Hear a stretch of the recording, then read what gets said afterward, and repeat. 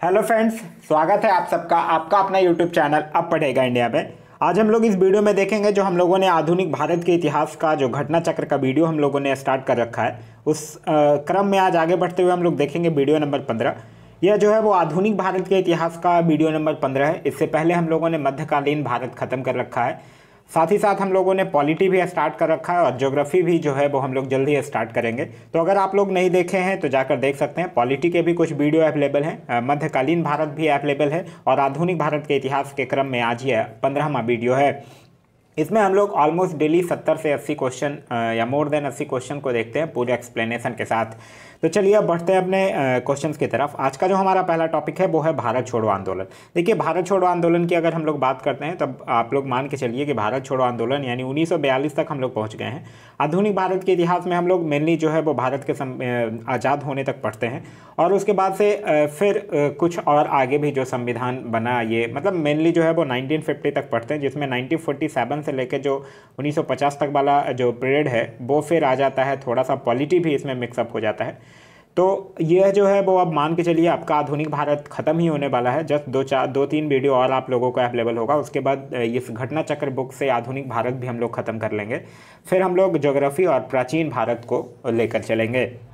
तो चलिए बढ़ते हैं अपने क्वेश्चन की तरफ। आज का जो हमारा पहला क्वेश्चन है वो ये कह रहा है कि 6 जुलाई 1942 को बरघा में महात्मा गांधी जी ने कांग्रेस की कार्यकारिणी समिति में अपने भारत छोड़ो आंदोलन की चर्चा की थी। तब उस समिति के अध्यक्ष कौन थे? देखिए, आप लोगों को पता होगा कि 1940 में एक अधिवेशन होता है रामगढ़ में, ठीक है। और इस रामगढ़ में जो अधिवेशन होता है इसकी अध्यक्षता जो है वो अबुल कलाम आज़ाद के द्वारा किया जाता है। अबुल कलाम आज़ाद से याद रखिएगा, यह सबसे ज़्यादा दिन तक और सबसे युवा जो थे वो कांग्रेस के अध्यक्ष थे। इसके बाद फिर 1940 से लेकर 1945 तक कोई कांग्रेस का अधिवेशन जो है वो नहीं होता है। फिर एक ही बार कब होता है? 1946 में होता है, जिसकी अध्यक्षता किसके द्वारा? मेरठ में होता है। ये भी याद रखिएगा, 1946 का मेरठ में होता है, जिसकी अध्यक्षता जो है वो JB कृपलानी के द्वारा किया जाता है, ठीक है। तो एक क्वेश्चन यहाँ से पूछा जाता है कि आज़ादी के समय कौन थे? तो ये JB कृपलानी ही होंगे। क्यों? क्योंकि 1946 के बाद फिर 47 में नहीं होता है, फिर 48 में होता है जयपुर में, जिसकी अध्यक्षता जो है वो पटाभी सीतारमैया के द्वारा किया जाता है। तो यहाँ पूछ रहा 1942 में, तो 1942 में कौन होंगे? मौलाना अबुल कलाम आज़ाद ही होंगे। तो इस क्वेश्चन का सही आंसर जो होगा वो होगा ऑप्शन नंबर बी। क्लियर है? चलिए नेक्स्ट है हमारा कि 14 जुलाई 1942 को कांग्रेस कार्य समिति द्वारा भारत छोड़ो आंदोलन का प्रस्ताव जो है वो कहाँ पारित किया गया था? तो यह प्रस्ताव जो है वही बरघा में पारित किया गया था। तो इस क्वेश्चन का सही आंसर होगा ऑप्शन नंबर बी। एक चीज़ याद रखिएगा, भारत छोड़ो प्रस्ताव को कांग्रेस कार्य समिति ने 8 अगस्त 1942 को स्वीकार कर लिया था। नेक्स्ट है हमारा कि भारत छोड़ो आंदोलन के समय भारत का प्रधान सेनापति कौन था? देखिए, भारत का छोड़ो आंदोलन 1942 के समय जो भारत का प्रधान सेनापति मतलब कमांडर इन चीफ था जो लॉर्ड बेबल था, ठीक है।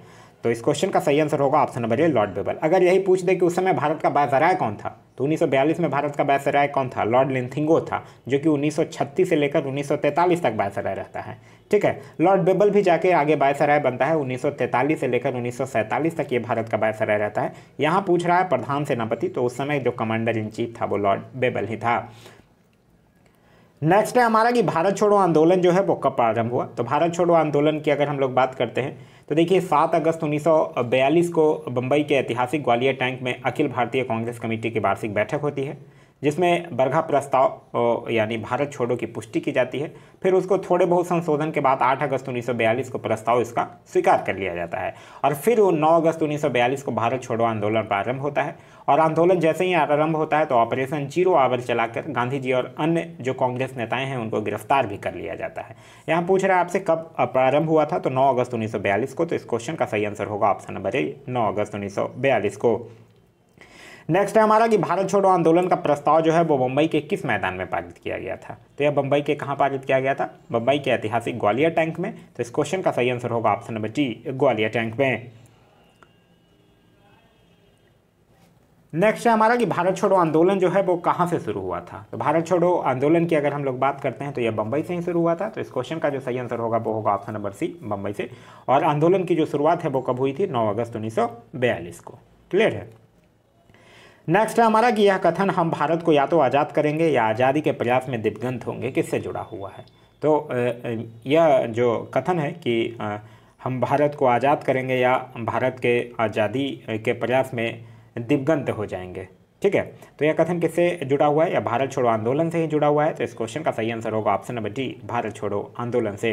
देखिए 8 अगस्त 1942 को भारत छोड़ो आंदोलन को कुछ संशोधन कर देने के बाद पास कर दिया गया था, और इसमें गांधी जी के द्वारा एक वक्तव्य है जो कि काफ़ी महत्वपूर्ण है। वो यह कहा गया था कि संपूर्ण आज़ादी से कम किसी भी चीज़ में मैं संतुष्ट होने वाला नहीं हूँ। हो सकता है नमक टैक्स, शराबखोरी आदि को ख़त्म करने का प्रयास करके इसका प्रस्ताव जो है वो अंग्रेज़ सरकार दे, लेकिन मेरे शब्द जो होंगे वो आज़ादी से कम कुछ भी नहीं होंगे। मैं आपको एक मंत्र देता हूँ, करो या मरो। इस मंत्र का आशय यही है कि हम भारत को या तो आज़ाद कराएंगे या आज़ादी के प्रयास में दिग्गंत हो जाएंगे। नेक्स्ट है हमारा करो या मरो का नारा किसने दिया था? अभी हम लोगों ने देखा करो या मरो का नारा जो है वो महात्मा गांधी के द्वारा। तो इस क्वेश्चन का सही आंसर होगा option number D. Gandhi ji ने अपने भाषण में कहा था कि मैंने कांग्रेस का साथ निभाने का प्रण किया है, कांग्रेस या तो कार्य करेगी या मर जाएगी, मतलब करो या मरो का नारा दिया था। नेक्स्ट है हमारा करो या मरो का संबंध जो है वो किस आंदोलन से है? तो करो या मरो का जो संबंध है वो भारत छोड़ो आंदोलन 1942 से है। नेक्स्ट है हमारा कि भारत छोड़ो आंदोलन जो है वो किसकी प्रतिक्रिया में प्रारंभ किया गया था? तो भारत छोड़ो आंदोलन की अगर हम लोग बात करते हैं तो यह मेनली जो है वो क्रिप्स प्रस्ताव के प्रतिक्रिया में आरंभ किया गया था। आप लोगों को क्रिप्स प्रस्ताव से याद होगा, यह जो है वो मार्च 1942 में आया था स्टीफर्ड क्रिप्स की अध्यक्षता में। नेक्स्ट है हमारा कि भारत छोड़ो आंदोलन का नेतृत्व किसने किया था? तो भारत छोड़ो आंदोलन के नेतृत्व की अगर बात करते हैं तो वो महात्मा गांधी के द्वारा किया गया था। तो इस क्वेश्चन का सही आंसर होगा ऑप्शन नंबर सी, महात्मा गांधी।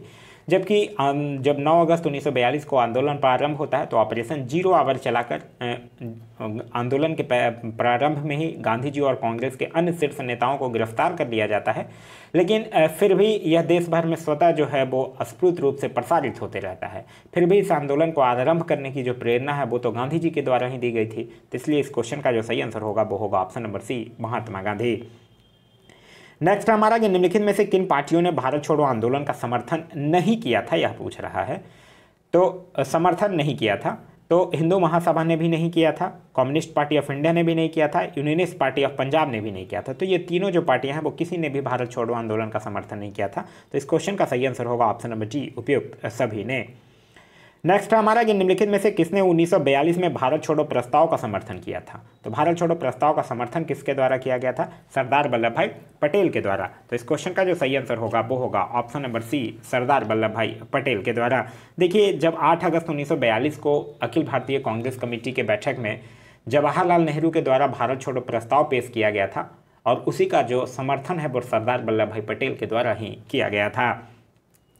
नेक्स्ट हमारा कि 1942 में कांग्रेस के बंबई अधिवेशन में किसके द्वारा भारत छोड़ो प्रस्ताव प्रस्तावित किया गया था? तो अभी हम लोगों ने देखा प्रस्तावित किसके द्वारा किया गया था, जवाहरलाल नेहरू के द्वारा, और उसका समर्थन जो है वो सरदार वल्लभ भाई पटेल के द्वारा किया गया था। तो इस क्वेश्चन का सही आंसर होगा ऑप्शन नंबर ए, जवाहरलाल नेहरू के द्वारा।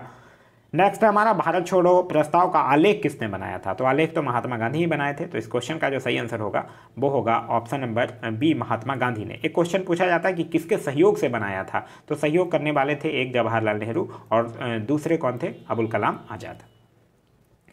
नेक्स्ट हमारा भारत छोड़ो का नारा किसने दिया था? तो भारत छोड़ो का नारा जो है वो यूसुफ मेहर अली के द्वारा दिया गया था। तो इस क्वेश्चन का सही आंसर होगा ऑप्शन नंबर सी।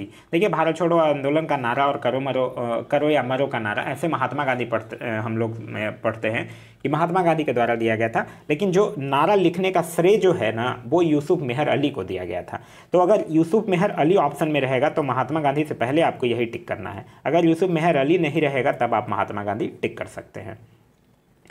नेक्स्ट हमारा कि जब भारतीय राष्ट्रीय कांग्रेस ने भारत छोड़ो आंदोलन प्रस्ताव पारित किया था उस समय कांग्रेस का अध्यक्ष कौन था? तो अभी हम लोगों ने एक चीज़ देखा था कि 1940 में रामगढ़ में अधिवेशन में अध्यक्षता होता है, जिसकी रामगढ़ में कांग्रेस का अधिवेशन होता है जिसकी अध्यक्षता जो है वो मौलाना अबुल कलाम आज़ाद के द्वारा करते हैं।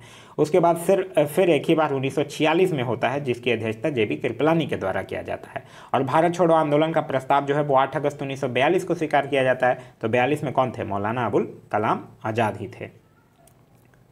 नेक्स्ट है हमारा कि निम्नलिखित में से कौन जो है वो भारतीय राष्ट्रीय कांग्रेस का लगातार 6 वर्षों तक अध्यक्ष रहा? तो अबुल कलाम आज़ाद ही रहे हैं। कब से कब तक? 1940 से लेकर 41 से लेकर ये 45 तक रहे हैं। फिर 46 में वार्षिक अधिवेशन होता है, क्योंकि 1941 से 45 तक तो कांग्रेस का कोई वार्षिक अधिवेशन होता ही नहीं है।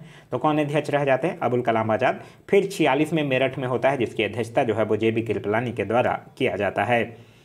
नेक्स्ट हमारा भारत छोड़ो आंदोलन का फल क्या था? क्रिप्स के प्रस्ताव से भारतीयों का नैराश्य का, ये बिल्कुल सही है। भारत पर जापानी आक्रमण की धमकी का, ये भी सही है।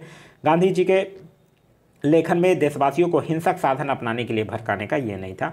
और AICC द्वारा अगस्त 1942 में एक प्रस्ताव पारित करने का, ये भी था।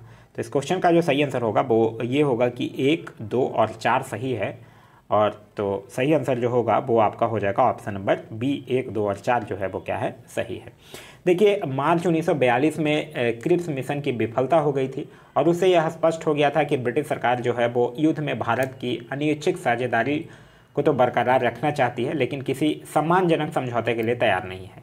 और फिर करो या मरो में अपने भाषण में गांधी जी ने साफ साफ कहा था कि मैं रूस या चीन की हार का औजार नहीं बनना चाहता हूं, और इसीलिए फिर 1942 में भारत छोड़ो आंदोलन का शुरुआत हो जाता है। नेक्स्ट हमारा कि भारत छोड़ो आंदोलन के समय निम्नांकित में से किसने कांग्रेस रेडियो का प्रसारण किया था। तो कांग्रेस रेडियो का प्रसारण जो है वो उषा मेहता के द्वारा किया गया था। तो इस क्वेश्चन का सही आंसर होगा ऑप्शन नंबर सी, उषा मेहता। उषा मेहता जो थी वो भारत छोड़ो आंदोलन के समय खुफिया रेडियो चलाने के कारण पूरे देश भर में विख्यात हुई थी। नेक्स्ट है हमारा कि भारत छोड़ो आंदोलन के समय इंग्लैंड के प्रधानमंत्री कौन थे। तो भारत छोड़ो आंदोलन के समय इंग्लैंड के प्रधानमंत्री कौन थे, चर्चिल। तो इस क्वेश्चन का सही आंसर होगा ऑप्शन नंबर बी, क्योंकि इनका जो टेन्योर था वो 1940 से लेकर 1945 तक था और भारत छोड़ो आंदोलन कब, 1942 में। नेक्स्ट है हमारा अमेरिकी पत्रकार जो महात्मा गांधी के भारत छोड़ो आंदोलन के दौरान थे, उनके साथ थे, उनका नाम क्या है। तो उनका नाम था लुई फिशर। तो इस क्वेश्चन का सही आंसर होगा ऑप्शन नंबर ए, लुई फिशर। इनको महात्मा गांधी के जीवनीकार के रूप में भी जाना जाता है। नेक्स्ट है हमारा कि निम्नलिखित पत्रकारों में से कौन महात्मा गांधी का जीवनीकार है। अभी हम लोगों ने देखा कौन है महात्मा गांधी का जीवनीकार, लुई फिशर है, जो कि एक अमेरिकी पत्रकार हैं। तो इस क्वेश्चन का जो सही आंसर होगा वो होगा ऑप्शन नंबर ए, लुई फिशर। यहाँ एक चीज़ याद रखिएगा, यहाँ एक नाम आप लोगों को दिख रहा है, बेब मिलर। बेब मिलर से आप लोगों को याद होगा कि इसने गांधी जी के दांडी मार्च के समय अपने साबरमती आश्रम में गांधी जी जो थे वो बेब मिलर को ही ठहराए थे।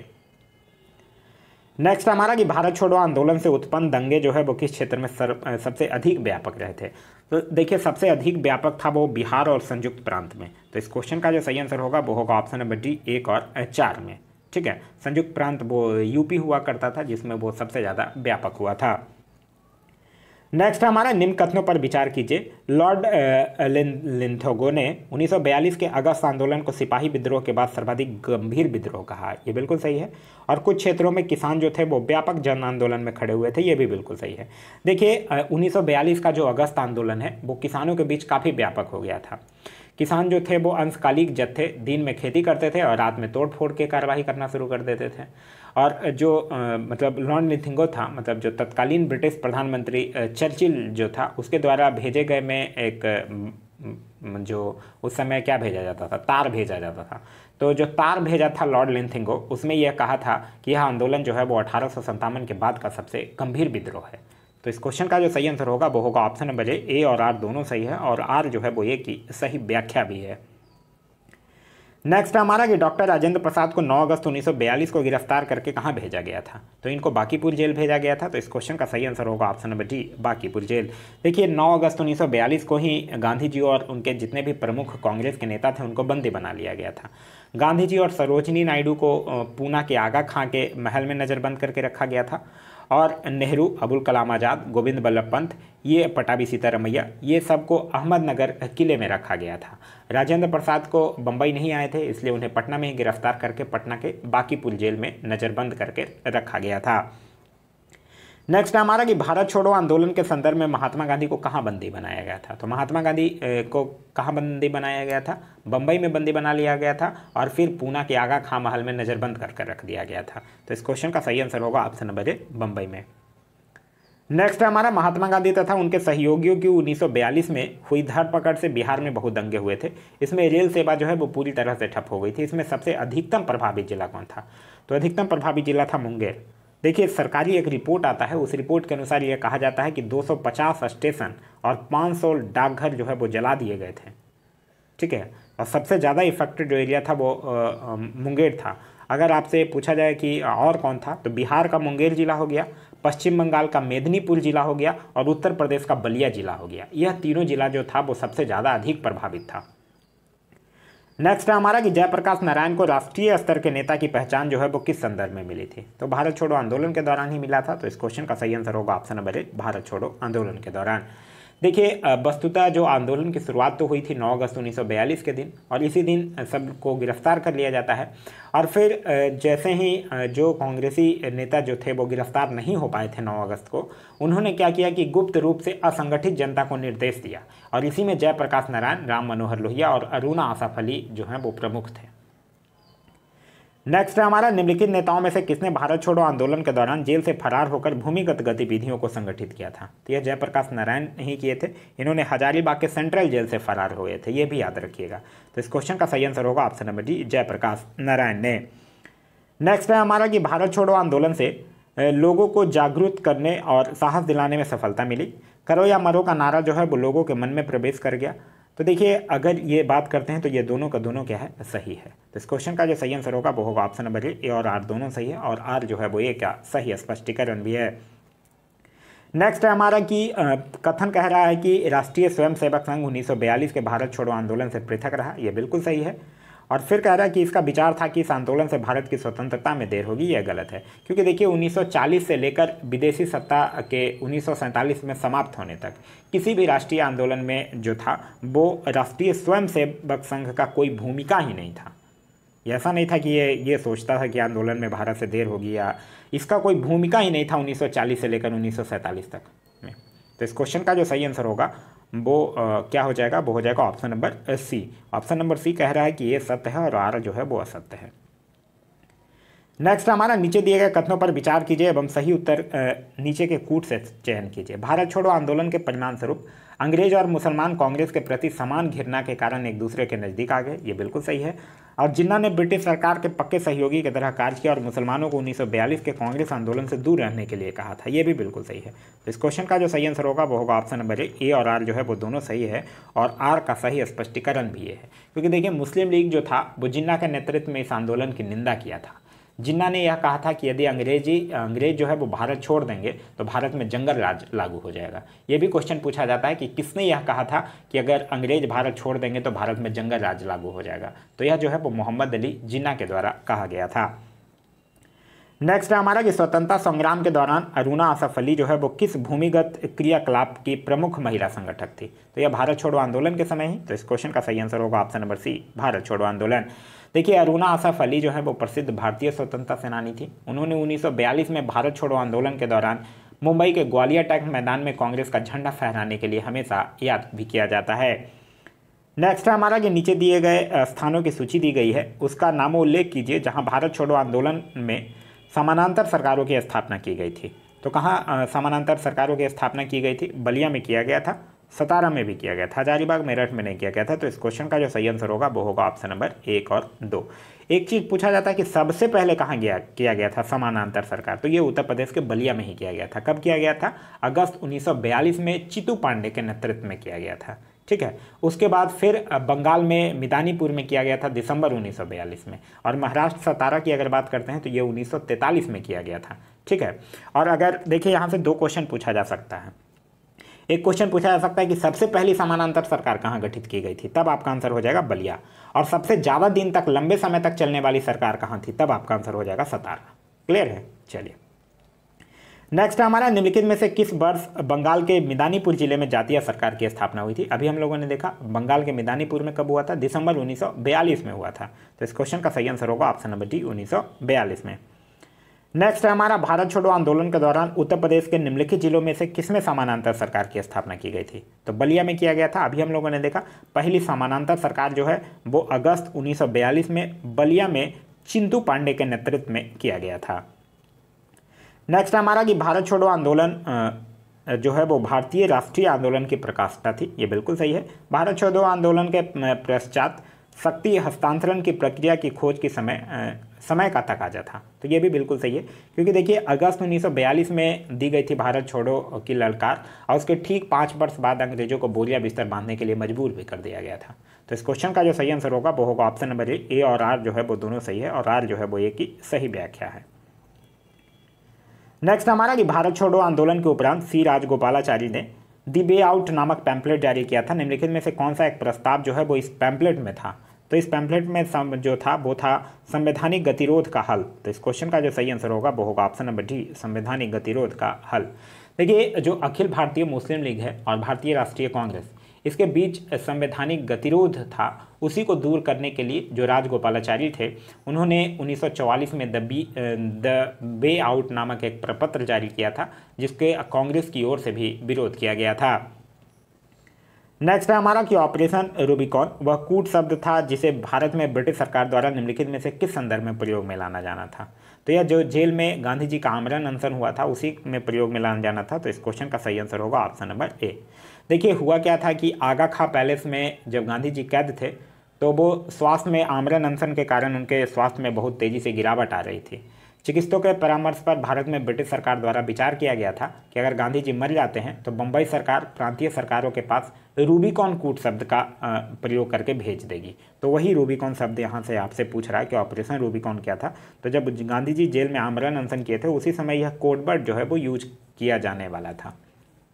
फिर आप लोगों को याद होगा कि 6 मई 1944 को गांधी जी को जेल से छोड़ भी दिया गया था। फिर जो हमारा आज का नेक्स्ट टॉपिक है वो है सुभाष चंद्र बोस और आज़ाद हिंद फौज।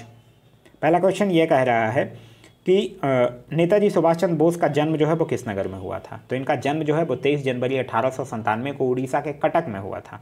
तो इस क्वेश्चन का जो सही आंसर होगा वो होगा ऑप्शन नंबर ए, उड़ीसा के कटक में। और कब हुआ था? 1897 में। नेक्स्ट हमारा कि वर्ष 1939 में कांग्रेस को छोड़ने के पश्चात सुभाष चंद्र बोस ने किस दल की स्थापना किया था। देखिए, 1939 में आप लोगों को याद होगा कांग्रेस का त्रिपुरी संकट, और यही त्रिपुरी में वो कांग्रेस के अध्यक्ष बने थे, फिर बाद में छोड़ देते हैं और फिर जाके कांग्रेस में ही फॉरवर्ड ब्लॉक की स्थापना कर देते हैं। तो इस क्वेश्चन का सही आंसर होगा option number D, forward block. Next हमारा कि सुभाष चंद्र बोस ने फॉरवर्ड ब्लॉक की स्थापना जो है वो किस वर्ष की थी। तो इन्होंने 1 मई 1939 को इन्होंने किया था। तो इस क्वेश्चन का सही आंसर होगा ऑप्शन नंबर डी, 1939 को। नेक्स्ट है हमारा कि आईएनए जो है वो मानसिक पुत्र था। तो आईएनए मानसिक पुत्र था किसका? ज्ञानी प्रीतम सिंह और मेजर आईबीची फुजीवारा का। तो इस क्वेश्चन का जो सही आंसर होगा वो होगा option number D. Option number D है 1 और 4 दोनों। तो इस क्वेश्चन का सही आंसर है ऑप्शन नंबर डी। देखिए, आपको यहाँ एक बुक देख रहा है, वो बिहार एसआई का स्पेशली जो वो बुक है, मतलब घटना चक्र पब्लिकेशन का ही बुक है, लेकिन सिर्फ और सिर्फ उसको बिहार एसआई 2021 को ध्यान में रखते हुए डिजाइन किया गया है। इसमें जो है वो टॉप 1 लाइनर जो है वो सिर्फ और सिर्फ दिया है, जो कि आपको रिवीजन के लिए यह बेस्ट बुक आप इसको कह सकते हैं। तो या तो आप लोग इस बुक परचेज कर लीजिए या फिर आप लोग कहिएगा मैं इसका 1 लाइनर का एक वीडियो बना के आप लोगों को दे दूंगा, ताकि आप लोगों को रिवाइज करने में काफ़ी आसानी साबित हो। नेक्स्ट है हमारा कि आईएनए जो है वो किसके दिमाग की उपज थी और किसने जो है वो इसकी स्थापना की थी। तो आईएनए जो थी वो मोहन सिंह के दिमाग की उपज थी। तो इस क्वेश्चन का सही आंसर होगा option number B, captain Mohan Singh. Next हमारा आज़ाद हिंद फौज का विचार जो है वो किसने सुझाया था। तो यह मोहन सिंह के द्वारा ही सुझाया गया था। तो इस क्वेश्चन का सही आंसर होगा ऑप्शन नंबर ए, मोहन सिंह। यहाँ एक चीज़ ध्यान रखिएगा, अगर ऑप्शन में ज्ञानी प्रीतम सिंह का नाम है, ठीक है, ज्ञानी प्रीतम सिंह या फिर मेजर फुजीवारा, ठीक है, इन दोनों का अगर नाम है और मोहन सिंह का भी नाम है, तो ये दोनों जिनका नाम होगा पहले आप उसको टिक कीजिएगा। अगर मोहन सिंह इन दोनों नहीं है ऑप्शन में, तब तो मोहन सिंह आपका सही आंसर होगा। नेक्स्ट हमारा कि भारतीय राष्ट्रीय सेना आईएनए की स्थापना जो है वो किस वर्ष हुई थी। तो आईएनए की स्थापना जो है वो 1942 में हुई है। तो इस क्वेश्चन का सही आंसर होगा ऑप्शन नंबर सी, 1942 में। नेक्स्ट हमारा कि आज़ाद हिंद फौज का प्रथम सेनापति कौन था। तो आज़ाद हिंद फौज का प्रथम जो डिवीजन था, पहली जो डिवीजन, उसकी औपचारिक गठन जो है वो 1 सितंबर 1942 को हुआ था और कैप्टन मोहन सिंह जो थे वो इसके प्रथम सेनापति थे। तो इस क्वेश्चन का सही आंसर होगा ऑप्शन नंबर ए, मोहन सिंह। नेक्स्ट हमारा आज़ाद हिंद सरकार के निर्माण की घोषणा की गई। तो आज़ाद हिंद सरकार के निर्माण की घोषणा जो है वो 21 अक्टूबर 1943 को किया गया। तो इस क्वेश्चन का सही आंसर होगा ऑप्शन नंबर सी।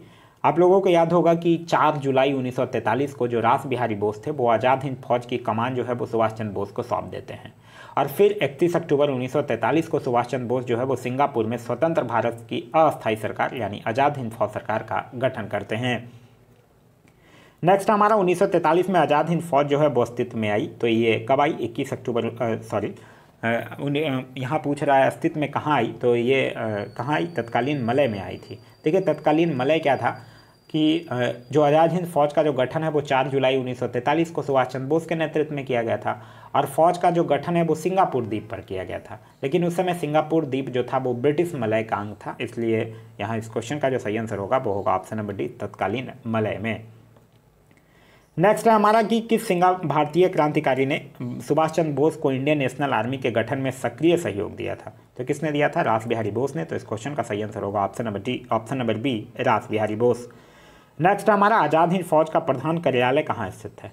तो ये बात है कब की? 1944 की। 1944 में सुभाष चंद्र बोस जो थे वो आज़ाद हिंद फौज का प्रधान कार्यालय जो है वो सिंगापुर से रंगून स्थानांतरित कर देते हैं। तो इस क्वेश्चन का सही आंसर होगा ऑप्शन नंबर बी, रंगून में। नेक्स्ट हमारा किसने कहा था कि तुम मुझे खून दो मैं तुम्हें आज़ादी दूंगा? यह जो है वो सुभाष चंद्र बोस के द्वारा ही कहा गया था। तो इस क्वेश्चन का सही आंसर होगा ऑप्शन नंबर सी, सुभाष चंद्र बोस। इन्होंने एक और नारा दिया था जो था कि जय हिंद। ठीक है, देखिए सुभाष चंद्र बोस जो थे वो जब सिंगापुर में अपने सैनिकों को भाषण दे रहे थे तब सुभाष चंद्र बोस ने कहा था कि अब हम लोगों ने बहुत त्याग किया है लेकिन अभी प्राणों की आहुति देने बाकी है। आज़ादी को हम अपने शीश फल चढ़ा देने वाले पागल पुजारी की आवश्यकता है जो अपना सिर काटकर स्वाधीनता की देवी को भेंट चढ़ा सके। मतलब तुम मुझे खून दो और मैं तुम्हें आज़ादी दूंगा। नेक्स्ट है हमारा कि अखिल भारतीय फॉरवर्ड ब्लॉक की स्थापना के लिए सुभाष चंद्र बोस से कौन जुड़े और आईएनए आंदोलन के साथ भी जुड़े रहे? तो यह कौन जुड़े? एक बिहार के स्वतंत्रता सेनानी थे जिनका नाम था सीलभद्र याजी। तो इस क्वेश्चन का सही आंसर होगा ऑप्शन नंबर सी, सीलभद्र याजी। नेक्स्ट है हमारा कि भारतीय स्वतंत्रता संघर्ष के दौरान निम्नलिखित में से किसने द फ्री इंडियन लीजन नामक सेना बनाई थी? तो द फ्री इंडियन लीजन नामक सेना जो है वो सुभाष चंद्र बोस के द्वारा बनाया गया था। तो इस क्वेश्चन का सही आंसर होगा ऑप्शन नंबर सी। देखिए सुभाष चंद्र बोस जो थे वो 3 अप्रैल 1941 को जर्मनी पहुंचे थे। फिर 6 महीने के बाद जर्मन विदेश मंत्रालय की सहायता से ही उन्होंने द फ्री इंडिया सेंटर का गठन किया था जहाँ से वो आज़ादी के पक्ष में पर्चे छपवाते थे और भाषण देते थे। नेक्स्ट हमारा कि इनमें से किसने रानी लक्ष्मीबाई रेजिमेंट की स्थापना की थी? या देखिए रानी लक्ष्मीबाई रेजिमेंट जो था वो आज़ाद हिंद फौज का था। इसके कुछ अन्य ब्रिगेड भी थे जैसे Subhash brigade, Nehru brigade, Gandhi brigade. तो रानी लक्ष्मीबाई रेजिमेंट की जो स्थापना है वो 1943 में सुभाष चंद्र बोस के द्वारा किया गया था। और लक्ष्मी सहगल जो थे वो आज़ाद हिंद फौज की महिला ब्रिगेड यानी रानी लक्ष्मीबाई रेजिमेंट की कमांडर थी। तो यहाँ आपसे पूछ रहा स्थापना किसने किया था? तो आपका जो सही आंसर होगा वो होगा सुभाष चंद्र बोस। नेक्स्ट हमारा निम्नलिखित में से किस एक ने सुभाष चंद्र बोस को देश नायक कहा था? तो देश नायक सुभाष चंद्र बोस को रविन्द्रनाथ टैगोर के द्वारा कहा गया था। सुभाष चंद्र बोस जब 1938 में भारतीय राष्ट्रीय कांग्रेस का अध्यक्ष बने थे उसके बाद रविन्द्रनाथ टैगोर जो थे वो शांति निकेतन में देश नायक की उपाधि से इनको सम्मानित किए थे। तो इस क्वेश्चन का सही आंसर होगा option number C, Rabindranath Tagore. अच्छा, एक चीज़ और पूछा जाता है कि सुभाष चंद्र बोस को देशभक्तों का देशभक्त कौन कहा था? तब वो महात्मा गांधी कहे थे। नेक्स्ट हमारा कि जय हिंद जो है वो किसका नारा था? तो जय हिंद जो था वो सुभाष चंद्र बोस का नारा था। अभी हम लोगों ने देखा, एक तुम मुझे खून दो मैं तुम्हें आज़ादी दूंगा और एक जय हिंद, ये दोनों जो नारा है वो सुभाष चंद्र बोस का दिया हुआ है। नेक्स्ट हमारा आज़ाद हिंद फौज दिवस जो है वो किस तिथि को मनाया गया था? तो यह मनाया गया था 12 नवंबर 1945 को। तो इस क्वेश्चन का सही आंसर होगा ऑप्शन नंबर ए, 12 नवंबर 1945 को। नेक्स्ट हमारा कि आज़ाद हिंद फौज के किस सैनिक को 7 वर्ष के कारावास का दंड दिया गया था? तो यह किसको दिया गया था? राशिद अली को। तो इस क्वेश्चन का सही आंसर होगा option number C, Rashid Ali. देखिए आज़ाद हिंद फौज के सैनिकों और अधिकारियों को गिरफ्तार करके ब्रिटिश सरकार जो है वो नवंबर 1945 में दिल्ली के लाल किले पर उन पर मुकदमा चलाया था। इसमें जो 3 जो अभियुक्त थे जिनका नाम था, एक का प्रेम सहगल, दूसरे का नाम था गुरुबख्श सिंह, तीसरे का नाम था शहनवाज, इन तीनों को फांसी दे दी गई थी और राशिद अली को 7 वर्ष का सजा दे दिया गया था। क्लियर है? चलिए नेक्स्ट हमारा कि निम्नलिखित में से आज़ाद हिंद फौज के किस अधिकारी ने लाल किले पर चलाए गए मुकदमे का सामना नहीं किया था? तो अभी हम लोगों ने देखा कि गुरुदयाल सिंह की बात करते हैं तो गुरुदयाल सिंह ने किया था, प्रेम सहगल ने भी किया था और शहनवाज ने भी किया था। मोहन सिंह ने नहीं किया था। तो इस क्वेश्चन का जो सही आंसर होगा वो होगा option number C, Mohan Singh. Next हमारा निम्नलिखित में से किसने 1945 के आज़ाद हिंद फौज की ओर से लाल किले के मुकदमे में पैरवी कर रहे वकीलों की अध्यक्षता की थी? यहाँ देखिए क्वेश्चन पूछा रहा वकीलों की अध्यक्षता किसने की थी? तो तब किए थे भूलाभाई देसाई ने। लेकिन अगर पूछा जाए कि वकील कौन कौन सम्मिलित थे तो उसमें देखिए पैरवी जो है वो कैलाश नाथ काटजू के भी द्वारा किया गया था, सर तेज बहादुर सप्रू के भी द्वारा किया गया था, जवाहरलाल नेहरू थे। लेकिन इन सब की अध्यक्षता जो है, सब वकीलों की अध्यक्षता जो है वो भूलाभाई देसाई के द्वारा किया गया था। तो इस क्वेश्चन का सही आंसर होगा ऑप्शन नंबर ए, भूलाभाई देसाई। नेक्स्ट हमारा दिल्ली के लाल किले में प्रसिद्ध आज़ाद हिंद फौज पर अभियोग चलाया गया था। तो कब अभियोग चलाया गया था? नवंबर 1945 में। तो इस क्वेश्चन का सही आंसर होगा ऑप्शन नंबर ए, वर्ष 1945 में।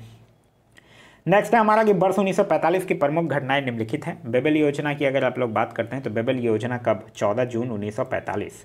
तो ये तो 1945 का ही है।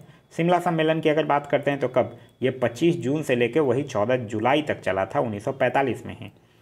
फिर कह रहे हैं नौसेना विद्रोह, तो नौसेना विद्रोह हुआ था फरवरी 1946 में, ठीक है। और आज़ाद हिंद फौज मुकदमा हुआ था नवंबर 1945 में। तो यहाँ पूछा नवंबर 1945 की कौन घटना है, तो नौसेना विद्रोह को छोड़कर बाद बाकी सब है, मतलब ऑप्शन नंबर सी होगा सही आंसर। 1, 2 और 4 जो है वो 1945 की घटनाएं हैं।